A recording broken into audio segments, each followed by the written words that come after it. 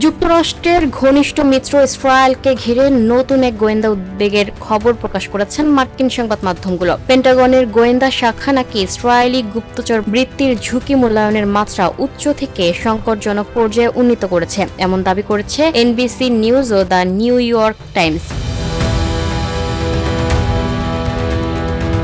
প্রতিবেদন অনুযায়ী যুক্তরাষ্ট্রের কয়েকজন বর্তমান ও সাবেক কর্মকর্তার বরাতে বলা হয়েছে, ইরান সংক্রান্ত পরিস্থিতি এবং যুদ্ধের ভবিষ্যৎ নিয়ে হোয়াইট হাউসের অভ্যন্তরীণ আলোচনার জানার জন্য ইসরায়েল গোয়েন্দা তৎপরতা বাড়াতে পারে বলে আশঙ্কা করছে মার্কিন গোয়েন্দা সংস্থাগুলো। খবরে আরও বলা হয়েছে, মার্কিন গোয়েন্দারা কয়েকজন শীর্ষ কর্মকর্তার উপর সম্ভাব্য নজরদারির প্রচেষ্টা পর্যবেক্ষণ করছেন। তাদের মধ্যে রয়েছে প্রেসিডেন্ট ডোনাল্ড ট্রাম্পের আলোক স্টিভ উইটকফ এবং পেন্টাগনের নীতি নির্ধারণী কর্মকর্তা এলব্রিজ একোলবি। প্রতিবেদনগুলোতে দাবি করা হয়েছে 2024 সালের শেষ দিক থেকে ইসরায়েলের গোয়েন্দা তৎপরতা উল্লেখযোগ্যভাবে বেড়েছে। তবে এ বিষয়ে ইসরায়েলের পক্ষ থেকে আনুষ্ঠানিক কোনো প্রতিক্রিয়া প্রকাশ করা হয়নি। বিষয়টি নিয়ে এখন ওয়াশিংটন ও তেল আবিবের সম্পর্ক নতুন করে আলোচনায় এসেছে।